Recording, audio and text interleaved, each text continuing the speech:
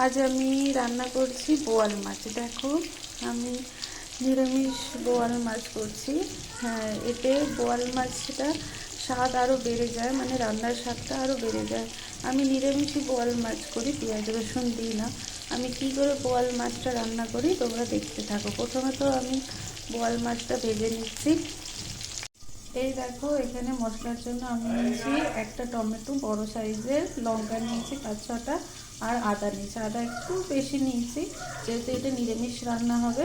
এবার এটাকে আমি পেস্ট করে নেব। এইদিকে আমি আলু কেটে রেখেছি, আবার বোয়াল মাছে আলু দেবো। আমি যেই তেলে এই মাছগুলো ভেজেছি সেই তেলেই আমি আজকে রান্নাটা করব। এতে আমি কালো জিরে আর শুকনো লঙ্কা ফোড়ন দিয়ে দিয়েছি।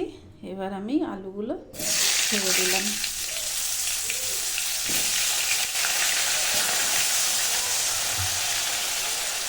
এবার আলুগুলো একটু ভেজে নেব।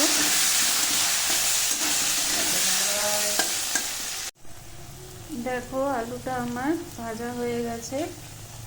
এবার এখানে একটু জায়গা করে নেব মশলা দেওয়ার জন্য। এই যে মশলাটা আমি পেস্ট করে রেখেছি, এবার এটা আমি এতে দিয়ে দেবো।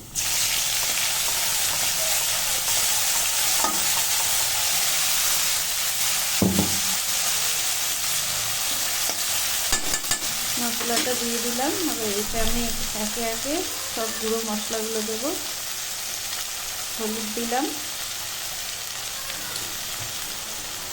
জিরে গুঁড়ি,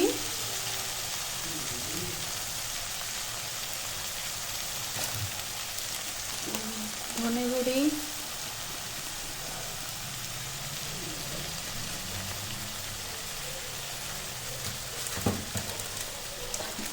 কাশ্মীরি লঙ্কার গুঁড়ি,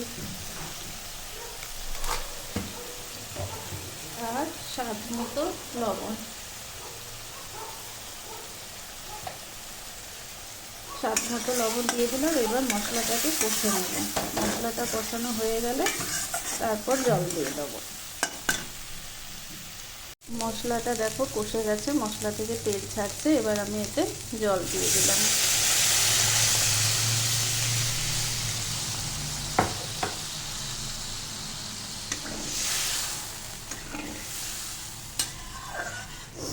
ঝোলটা একটু ফুটে আসবে, আলুটা একটু সিদ্ধ হবে, তখন আমি মাছগুলো ছেড়ে দেবো।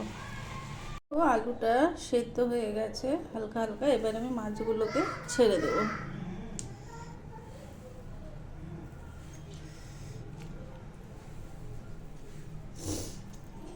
মাছগুলো ছেড়ে দিলাম, আর একটু ফুটবে 5 মিনিটের মতো। মাছের ঝোল আমার হয়ে গেছে। এবার গার্নিশের জন্য একটু ধনেপাতা ছিটিয়ে দিলাম, এতে স্বাদটা আরও একটু ভালো হবে। তোমরা এরমভাবে বোয়াল মাছ নিরামিষ বানিয়ে খাবে, ভালো লাগবে খেতে।